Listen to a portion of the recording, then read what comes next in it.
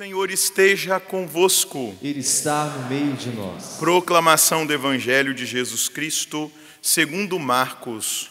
Glória a vós, Senhor. Depois de saciar 5.000 homens, Jesus obrigou os discípulos a entrarem na barca e irem na frente para Betsaida, na outra margem, enquanto ele despedia a multidão. Logo depois de se despedir deles, subiu ao monte para rezar. Ao anoitecer, a barca estava no meio do mar e Jesus sozinho em terra. Ele viu os discípulos cansados de remar, porque o vento era contrário. Então, pelas 3 da madrugada, Jesus foi até eles andando sobre as águas e queria passar à frente deles. Quando os discípulos o viram andando sobre o mar, pensaram que era um fantasma e começaram a gritar. Com efeito, todos o tinham visto e ficaram assustados. Mas Jesus logo falou: coragem, sou eu, não tenhais medo. Então subiu com eles na barca e o vento cessou. Mas os discípulos ficaram ainda mais espantados, porque não tinham compreendido nada a respeito dos pães. O coração deles estava endurecido. Palavra da salvação. Glória a vós, Senhor. As nações de toda a terra hão de adorar-vos, ó Senhor. As nações de toda a terra hão de adorar-vos, ó Senhor.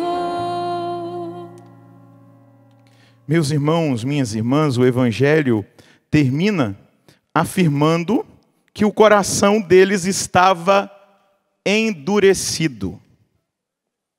E isso é um risco que também nós, que estamos aqui, você que nos acompanha de casa, você que vai receber depois essa mensagem, pode também viver e passar.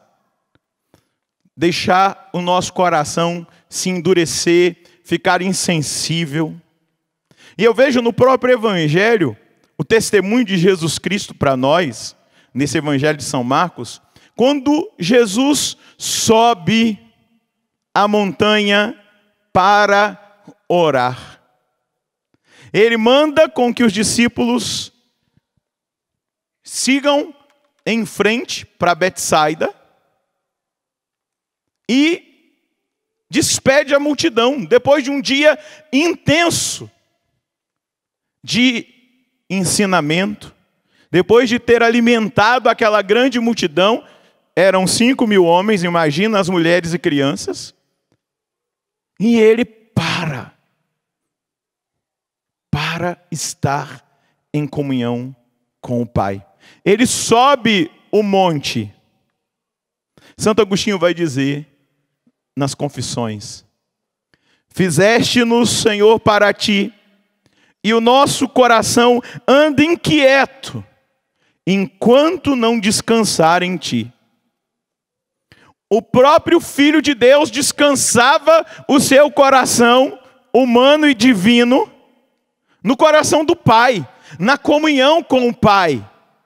E o nosso coração permanecerá sensível à graça de Deus, sensível ao sobrenatural, sensível ao direcionamento de Deus, se nós tivermos a coragem de descansar no Senhor. E vou trazer a imagem do Evangelho que diz que São João reclinou no peito de Jesus a sua cabeça. Escutou as batidas do coração de Jesus. Meus irmãos, minhas irmãs, nós precisamos ser muito concretos diante do tempo difícil que nós enfrentamos, que nós vivemos. E nesses últimos tempos tem me vindo à mente e ao coração uma frase que numa pregação, o nosso pai fundador, Monsenhor Jonas, disse: Quem não adorar não vai aguentar. Repita comigo. Mais uma vez. Quem não adorar não vai aguentar. Eu estava meditando para essa partilha da palavra e me veio ao coração 2 números do Catecismo da Igreja Católica, o 671 e o 672, onde no Catecismo da Igreja nós vamos receber essa instrução. Já presente na sua igreja, o reino de Cristo, contudo, ainda não está acabado em poder e glória, pela vinda do rei à terra. Este reino ainda é atacado pelos poderes do mal. Embora estes já tenham sido radicalmente vencidos pela Páscoa de Cristo, até que tudo lhe tenha sido submetido.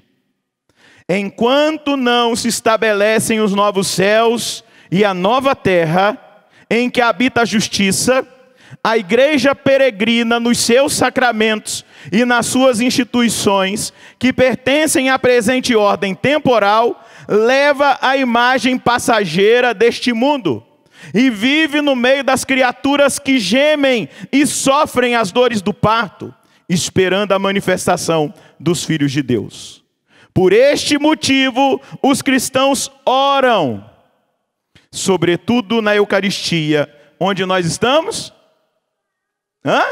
Na Eucaristia. O Catecismo está dizendo, os cristãos oram, sobretudo na Eucaristia, para que se apresse o regresso de Cristo, dizendo-lhe, vem, Senhor Jesus. Depois o 672, Cristo afirmou, antes da sua ascensão, que ainda não era a hora do estabelecimento glorioso do reino messiânico, esperado por Israel, o qual devia trazer a todos os homens, segundo os profetas, a ordem definitiva da justiça, do amor e da paz. E aí diz o Catecismo, o tempo presente é, segundo o Senhor, o tempo do Espírito e do testemunho, mas é também o tempo ainda marcado pela desolação e pela provação do mal, que não poupa a igreja e inaugura os combates dos últimos dias. É tempo de espera e de vigília. Diga comigo, é tempo de espera e de vigília. Isso precisa ficar muito presente no nosso coração. O ensinamento que a igreja está nos dando. O testemunho de Jesus Cristo, que depois de um dia extenuante, vai descansar no coração do Pai, na comunhão do Espírito.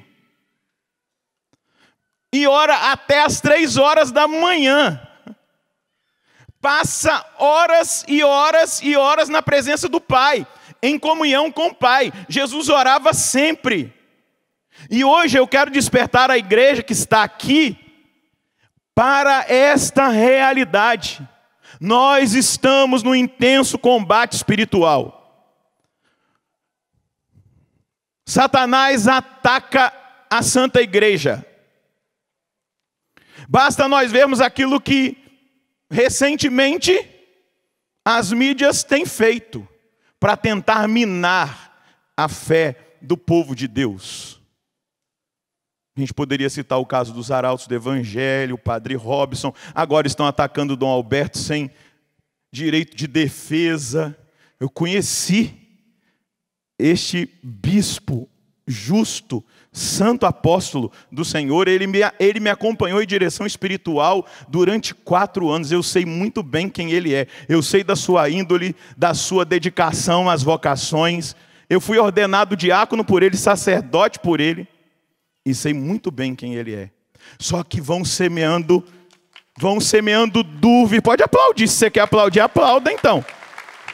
Vão semeando dúvidas, vão fazendo martírio da reputação. Depois, quando todas as investigações tiverem acabado e que nada for provado, pergunte se vão dar 15 minutos de ibope para dizer, olha, se resolveu, não é nada disso. Não. Se vão defender a reputação, não. destroem a reputação porque eles querem atacar a igreja, eles querem atacar a sua fé, eles querem fazer você desanimar, eles querem fazer com que você ache que a igreja está totalmente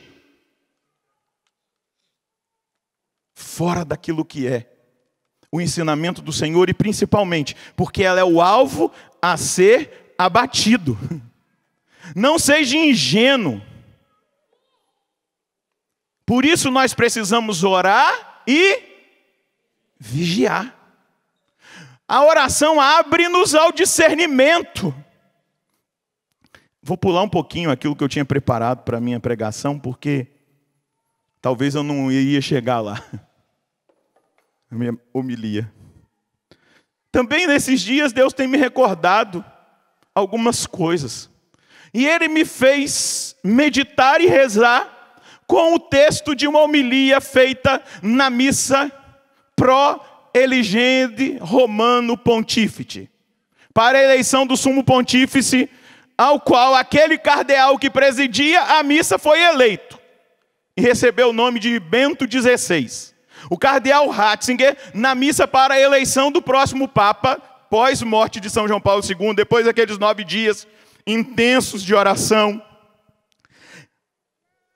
ele disse, e isso tem me vindo muito à mente nesses tempos, há 16 anos atrás, quantos ventos de doutrina nós conhecemos nestes últimos decênios? Quantas correntes ideológicas, quantas modas do pensamento. A pequena barca do pensamento de muitos cristãos foi muitas vezes agitada. Olha a barca de Pedro, dos apóstolos, agitada por estas ondas, lançada de um extremo ao outro. Do marxismo ao liberalismo, até a libertinagem, ao coletivismo radical. Do ateísmo a um vago misticismo religioso, do agnosticismo ao sincretismo, e por aí adiante.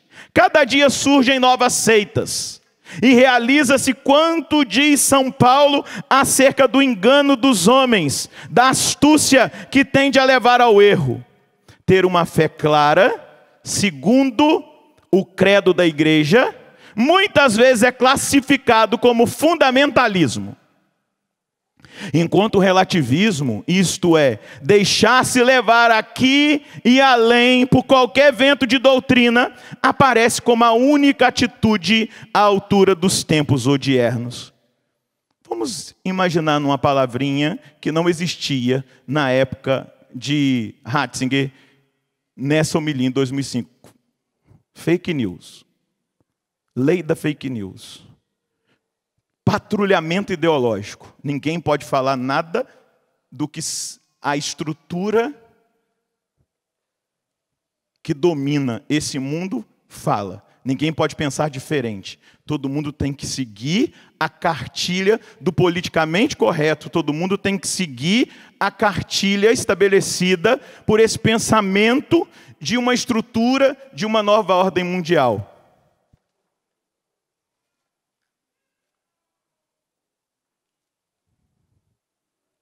E quem fala a verdade, quem é amigo da verdade, muitas vezes é chamado de fundamentalista, e outras de pessoas que fazem discurso de ódio. Vai se constituindo a ditadura do relativismo, que nada reconhece como definitivo, e que deixa como última medida apenas o próprio eu e suas vontades. Ao contrário, nós temos outra medida. Diga comigo, nós temos outra medida. Nós temos, diga para quem está do seu lado, nós temos outra medida. Será qual é a medida que nós temos? Será qual é a régua que deve medir a nossa vida, o nosso discernimento?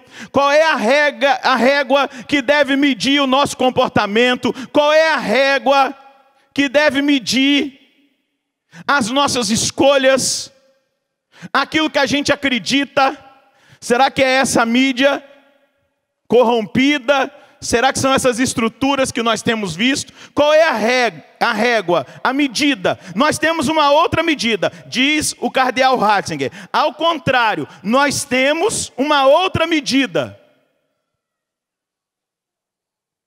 Essa medida, nós acabamos de celebrar o seu Natal. Sabe quem é a nossa medida? O Filho de Deus. O Filho de Deus é a nossa medida, o verdadeiro homem, é ele a medida do verdadeiro humanismo. A adulta, diz o cardeal Ratzinger, não é uma fé que segue as ondas da moda. E a última novidade, adulta e madura é uma fé profundamente radicada na amizade com Cristo. Diga comigo, amizade com Cristo. O que é amizade com Cristo, senão esse relacionamento pessoal, esse relacionamento de oração, esse Jesus que sobe no monte e vai cultivar a sua amizade perfeita, o seu amor perfeito, como São João está dizendo na primeira carta, o perfeito amor lança fora todo medo, e o perfeito amor é esse relacionamento que vai se construindo nesse amor de Deus para conosco, nesse amor de cada um de nós para com Deus, está numa fé profundamente radicada na amizade com Cristo. É esta amizade que nos abre a tudo que é bom e nos dá o critério para discernir entre o verdadeiro do falso. Cristão, meu irmão, minha irmã, católico, você que agora me escuta, você que veio para essa missa, você que adentrou o ano de 2021 com esperança, o versículo bíblico que o Senhor me deu da carta aos Efésios, nós somos os primeiros a colocar a nossa esperança em Cristo. Esse é o versículo que eu estou vivendo nesse ano de 2021, que eu quero que ele esteja estabelecido na minha vida. Em tudo eu quero ser o primeiro a colocar a esperança em Cristo, no Senhor. E aqui o cardeal Ratzinger dá o tom. Ele nos dá o critério para discernir entre o verdadeiro e o falso, entre o engano e a verdade. Quando um cristão é orante, quando um cristão é adorador, ele logo percebe aquilo que é a mentira que está sendo contada e estabelecida. Quando ele é amigo de Deus, ele vive no sobrenatural, ele tem relacionamento, ele vê Jesus, o Evangelho, onde está dizendo que Jesus fez um milagre, ele acredita. Porque no nosso tempo existem tentativas de dizer, não, ali foi uma partilha, não houve milagre. Não, houve milagre sim. Nós acreditamos, Jesus fez um milagre e ainda sobrou 12 cestos, porque Ele é mais que abundante. Ele faz, Ele opera. Mas nós precisamos, para ter um coração unido ao coração de Jesus, e não ter aquele coração endurecido como o dos apóstolos naquele momento ainda, estavam com o coração endurecido, não entendiam o milagre do pão feito por Jesus, Jesus que andava sobre as águas. Nós só teremos o coração segundo o coração de Deus se nós tivermos comunhão com Ele. Quem não adorar não irá aguentar. Nós precisamos ter comunhão, nós precisamos ter amizade, nós precisamos adorar. A adoração é um ato de amor, nós precisamos adorar o Senhor. A adoração é a veneração respeitosa, é o abandono filial e humilde diante da tremenda majestade e santidade de Deus. A adoração é a maior marca da nossa nobreza humana, sermos adoradores. A adoração é o reconhecimento da proximidade benévola de Deus. A adoração, ela é a expressão da nossa surpreendente intimidade. O Deus que deixa com que nós nos aproximemos dele. O homem se mantém prostrado diante de Deus em adoração, totalmente esmagado pelo seu amor. São João na primeira carta vai dizer: Deus é amor. A adoração nos faz ser esmagados pelo esse imenso amor. Adorar é se deixar consumir pelo amor de Deus. É diante desse amor ficar de joelhos, não porque nós somos escravos, mas porque nós o amamos. Nós contemplamos a sua majestade, a sua grandeza, a sua santidade. A adoração é esse ato pessoal, onde o meu coração fala ao outro coração, o meu coração fala com Deus. E deixa eu dizer para você, se você quer viver uma vida abençoada, não pensa que viver a vida abençoada, desculpa a sinceridade, é ficar mandando uma corrente de oração para todo mundo, toda hora. Manda para 30 pessoas que você vai viver um ano abençoado. Você não vai rezar não para você ver.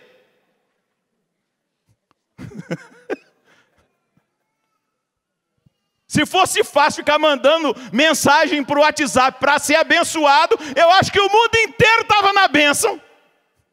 Pelo amor de Deus. Viver uma vida na bênção é encontrar tempo para Deus. É recuperar o senso do divino. É saber quando eu entro na igreja que não é feira, é lugar de adoração, não é lugar de bater papo.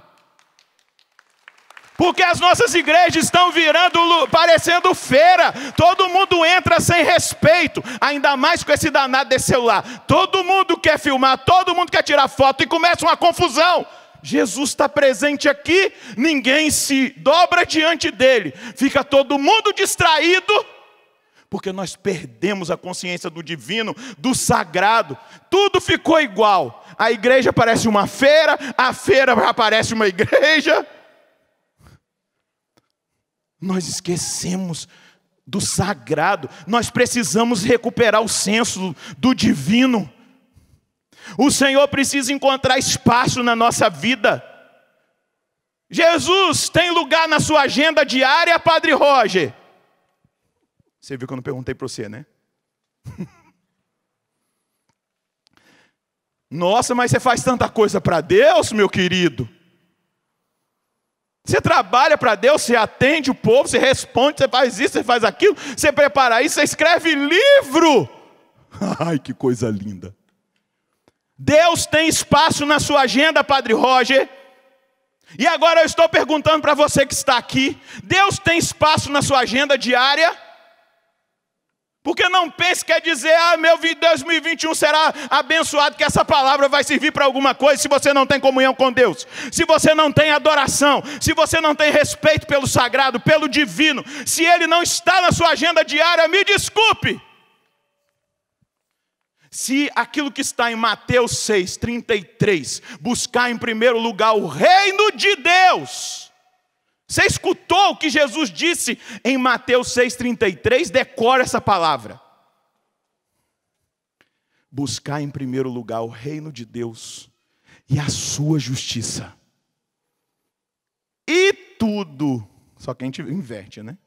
O tudo, o reino de Deus, sua justiça fica em segundo, terceiro, quarto, quinto, olha lá em 10º.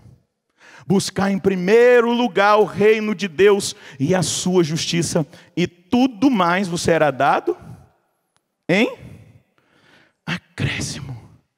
Porque, meu querido, se você estiver na tempestade, se o vento for forte, como nós temos enfrentado os ventos contrários, a nossa fé, a nossa igreja, como nós temos sido atacados, como em parlamentos, em casas judiciárias, onde se aprovam também leis, se estabelecem regras, estão, como diz o Salmo 2, tramando contra, os poderosos tramam contra o Senhor e o seu ungido.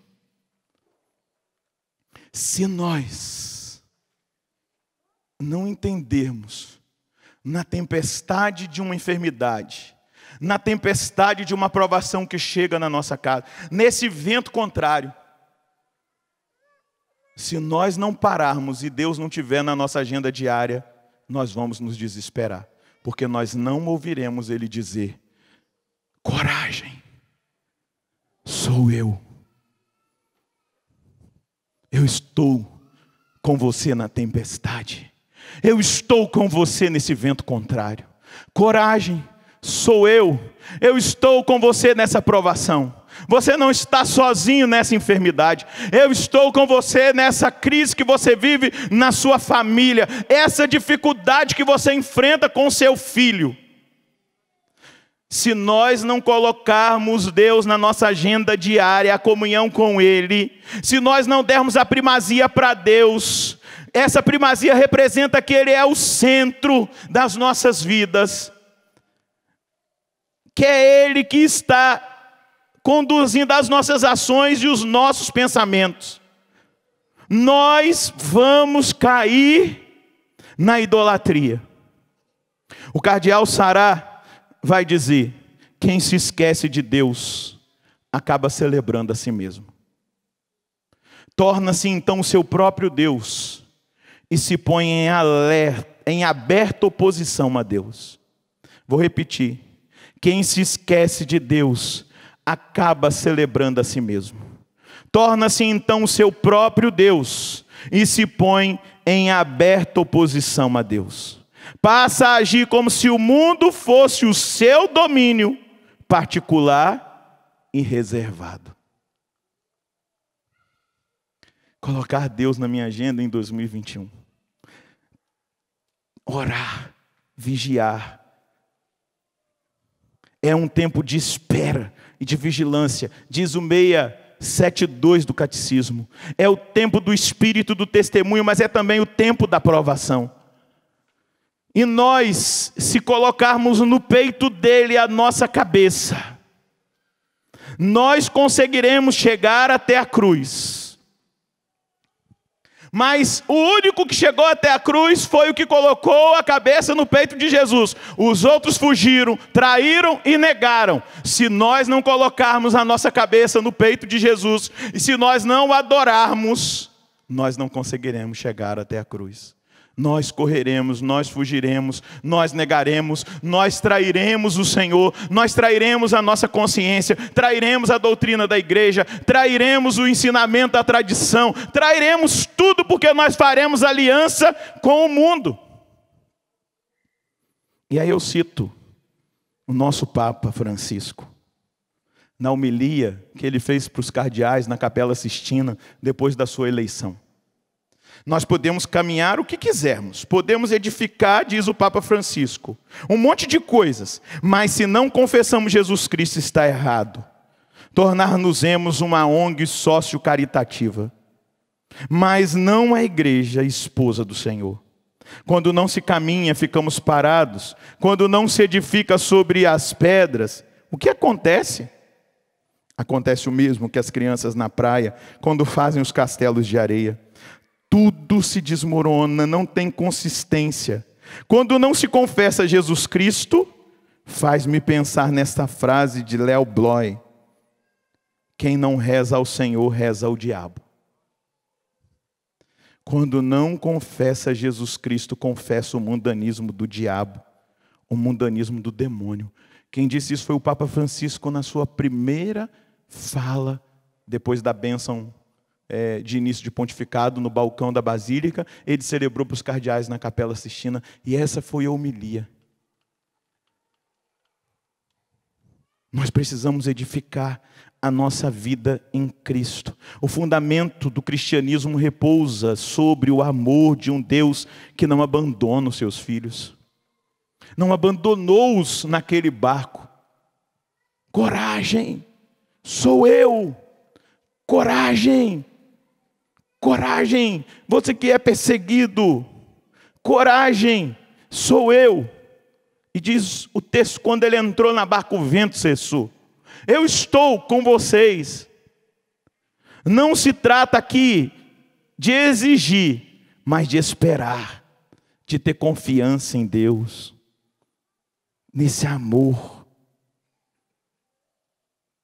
nessa misericórdia, tendo consciência de que Ele é o nosso Pai, que nós somos seus filhos. A oração vai nos treinando e amolecendo o nosso coração. Sem oração, eu quero citar de novo o cardeal Sará. Nós somos símbolos que retinem. Sem oração, nós desceremos ao nível das propagandas dos meios de comunicação, que fazem tanto barulho e produzem apenas vento. A oração deve se tornar a nossa respiração mais íntima. Ela nos põe diante de Deus. Temos alguma outra razão de existir do que nos manter diante de Deus? Pergunta o cardeal Sará. E aí ele cita uma frase famosa de Santo Afonso Maria de Ligório: quem reza se salva, quem não reza se condena. E olha o que o cardeal Sará diz: uma igreja que não ostenta a oração como o seu bem mais precioso, caminha para o fim. Uma igreja, uma família, e aí eu vou aqui mudar, me desculpa, cardeal Sará, se o senhor estiver assistindo, estou brincando. Ele deve estar descansando para trabalhar amanhã, lá em Roma. Mas uma igreja, uma família, um padre, uma religiosa, um religioso, um cristão, um leigo, que não ostenta a oração como seu bem mais precioso, caminha para o fim. Caminha para esse mundanismo. Caminha para esse mundanismo. Se não, continua ele, reencontrarmos o caminho e o sentido de longas e pacientes vigílias com o Senhor, nós o trairemos. Nós o trairemos. Trata-se de silenciar e adorar, de colocar-se de joelhos. Filhos, ele pergunta: vocês querem reerguer a igreja? Coloquem-se de joelhos. Esse é o único caminho. Se não fizermos isso, o que se fizer não virá de Deus. Só Deus pode nos salvar. Ele irá fazê-lo se nós orarmos. E ele vai dizer: como eu gostaria de ver uma oração profunda e ininterrupta se elevar do mundo inteiro. Um louvor e uma súplica em espírito de adoração. Nós precisamos voltar a orar com mais insistência e determinação. Quando eu meditava e me vinha tudo isso que eu estou partilhando com vocês, eu me recordava dos meus inícios de caminhada. Quantos sábados, de sábado para domingo, eu passei em vigília, em adoração, a noite inteira, diante do Santíssimo. Outros sábados fazendo o cenáculo de Nossa Senhora, do movimento sacerdotal mariano. Outras fazendo a vigília na capela do Santíssimo da minha paróquia. Eu aprendi com o meu povo. Eu fui educado pelo meu povo, povo que eu amo, da minha cidade, da minha região, que quando acontece uma coisa muito difícil, como aconteceu na minha época de conversão, quando um irmão caiu num pecado, todo o povo da minha comunidade, ao invés de ficar trocando o telefone, falando mal daquele que caiu, convocaram um cerco de Jericó pela salvação daquele irmão que havia caído. Quem reza tem atitude totalmente diferente. Quem adora, quem vive no sobrenatural, tem atitude totalmente diferente. Não é fofoqueiro, é orante, fala para Deus, pede por salvação. Aquele que não reza, fala: eu já sabia. Ah lá, viu? Mas quem vive no sobrenatural não. Se coloca de joelhos, porque sabe que só de joelhos conseguirá restaurar vidas, estruturas, comunidades, paróquias.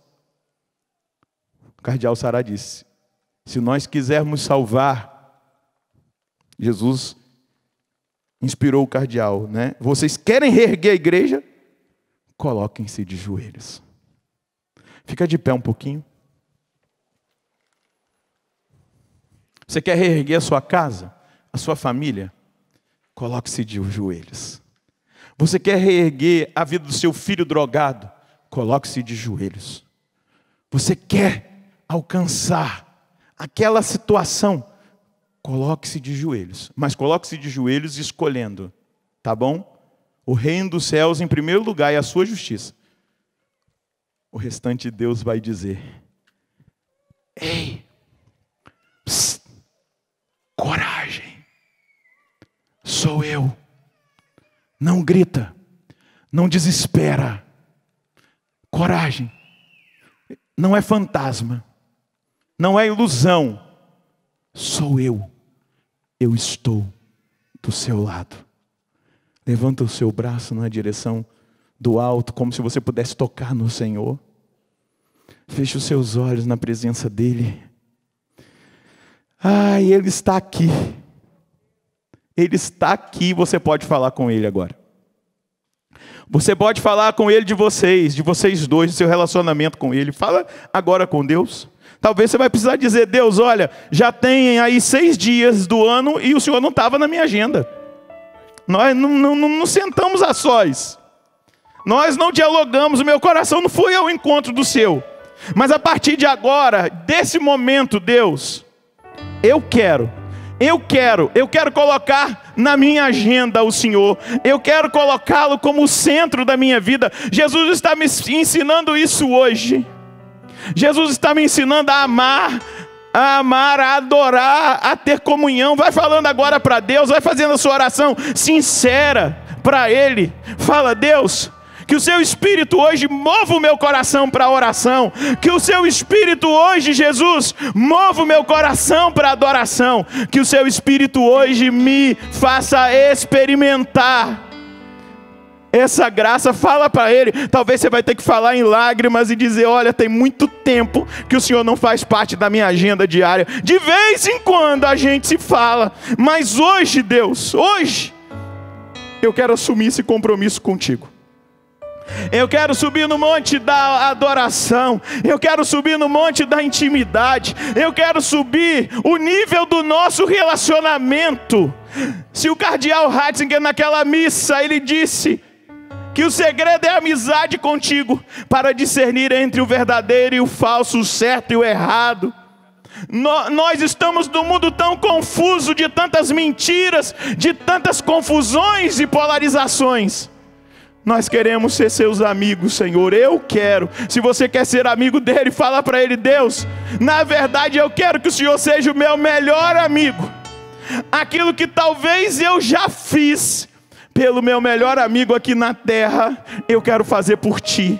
Eu quero dar tempo para o Senhor. Eu quero oferecer presentes, escrever carta, ser presente. Eu quero ser seu melhor amigo, e quero que o Senhor seja o meu melhor amigo. Eu quero ter esse relacionamento profundo de amizade. Eu quero ter necessidade de estar na sua presença, de falar de coração para coração. Às vezes, Senhor, a minha oração vai ser lágrima, gemido, lamento, mas eu não quero passar um dia sem estar na sua presença. Fala para Ele: eu não quero passar um dia sem me alimentar de ti, da oração. Faz agora, Senhor, em mim. Faz agora no seu povo. Faz agora na sua igreja que está aqui. A igreja reunida em tantos lugares agora, que recebem, que oram, que se ajoelham, que choram. Aqueles tantos que depois receberão, Senhor, essa mensagem.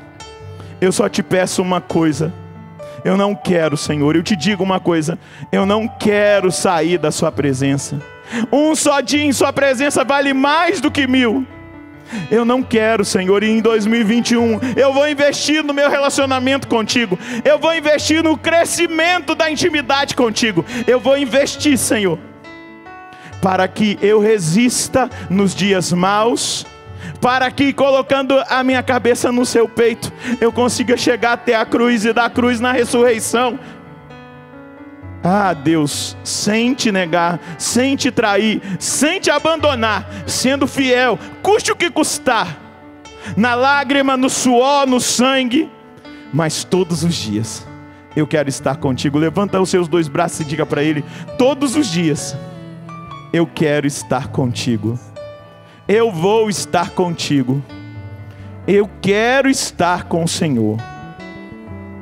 Senhor, e como teu sacerdote, agora eu imponho as minhas mãos sobre aqueles que estão levantando as mãos e estão dizendo que querem ficar com o Senhor, estar com o Senhor. E eu peço, incomoda-os com seu espírito, desperta-os, se precisar levantá-los de madrugada para orar, mas que comece a acontecer um movimento espiritual na vida de cada um desses irmãos e dessas irmãs a partir de agora, para que eles sejam, Senhor, eles tenham, Senhor, a sua amizade como prioridade de todos os dias. Amém. Louvado seja nosso Senhor Jesus Cristo. Pode aplaudir, porque o Senhor aceitou as suas mãos erguidas. Pode aplaudir, o seu irmão que está aí do lado, porque Deus ouviu a oração sincera desse irmão. Louvado seja nosso Senhor Jesus Cristo.